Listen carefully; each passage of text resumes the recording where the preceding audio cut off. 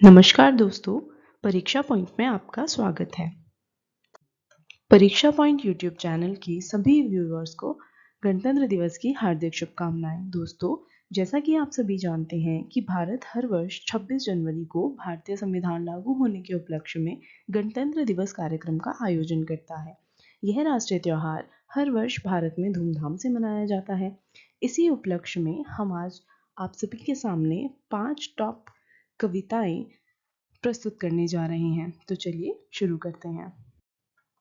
चिश्ती ने जिस ज़मी पे पैगामे हक सुनाया, नानक ने जिस चमन में बदहत का गीत गाया, तातारियों ने जिसको अपना वतन बताया, जिसने हिजाजियों से दश्ते अरब छुड़ाया, मेरा वतन वही है, मेरा वतन वही है।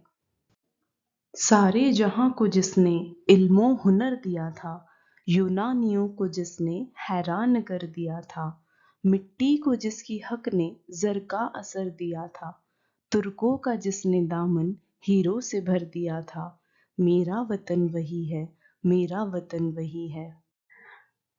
टूटे थे जो सितारे फारस के आसमां से, फिर ताब दे के जिसने चमकाए कहकशां से, बदहत की लय सुनी थी दुनिया ने जिस मका से, मेरे अरब को आई ठंडी हवा जहां से, मेरा वतन वही है, मेरा वतन वही है।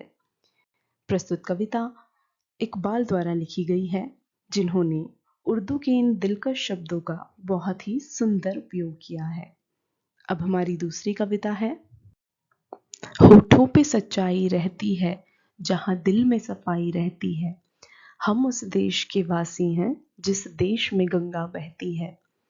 मेहमान जो हमारा होता है वो जान से प्यारा होता है, ज्यादा का नहीं लालच हमको, थोड़े में गुजारा होता है। बच्चों के लिए जो धरती माँ सदियों से सभी कुछ सहती है, हम उस देश के वासी हैं, हम उस देश के वासी हैं जिस देश में गंगा बहती है। कुछ लोग जो ज्यादा जानते हैं इंसान को कम पहचानते हैं, ये पूरब है पूरब वाले हर जान की कीमत जानते हैं। मिलजुल के रहो और प्यार करो, एक चीज यही जो रहती है, हम उस देश के वासी हैं, हम उस देश के वासी हैं जिस देश में गंगा बहती है। जो जिससे मिला सीखा हमने, गैरों को भी अपनाया हमने, मतलब के लिए अंधे होकर रोटी को नहीं पूजा हमने। अब हम तो क्या सारी दुनिया से कहती है, हम उस देश के वासी हैं, हम उस देश के वासी हैं जिस देश में गंगा बहती है। दोस्तों, प्रस्तुत कविता शैलेंद्र द्वारा लिखी गई है, जिसमें उन्होंने शब्दों का बहुत ही सुंदर चित्रण किया है। आइए अब तीसरी कविता देखते हैं। कसली है कमर अब तो कुछ करके दिखाएंगे, आजाद ही हो लेंगे या सर ही कटा देंगे, हटने के नहीं पीछे डर कर कभी जुल्मों से, तुम हाथ उठाओगे हम पैर बढ़ा देंगे। बेशस्त्र नहीं है हम, बल है हमें चरखे का, चरखे से जमी को हम ताचरख गुंजा देंगे। परवाह नहीं कुछ दम की, गम की नहीं मातम की, है जान हथेली पर एक दम से गवा देंगे। उफ तक भी जुबां से हम हरगिज न निकालेंगे, तलवार उठाओ तुम हम सिर को झुका देंगे। सीखा है नया हमने लड़ने का यह तरीका, चलवाओ गन मशीनें हम सीना अड़ा देंगे। दिलवाओ हमें फांसी ऐलान से कहते हैं, खोसे हम शहीदों के फौज बना देंगे।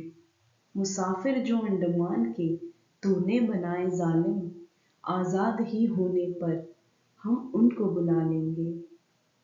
दोस्तों, प्रस्तुत कविता कवि अशफाक उल खां द्वारा लिखी गई है, जिन्होंने अपने शब्दों द्वारा देशभक्ति की भावना जागृत करने का प्रयास किया है। तो चलिए हम अपनी अगली कविता पर बढ़ते हैं। प्राची से झांक रही उषा कुमकुम केशर का थाल लिए, है सजी खड़ी विट पावलियां सुरभित सुमनों की माल लिए। गंगा यमुना की लहरों में है स्वागत का संगीत नया।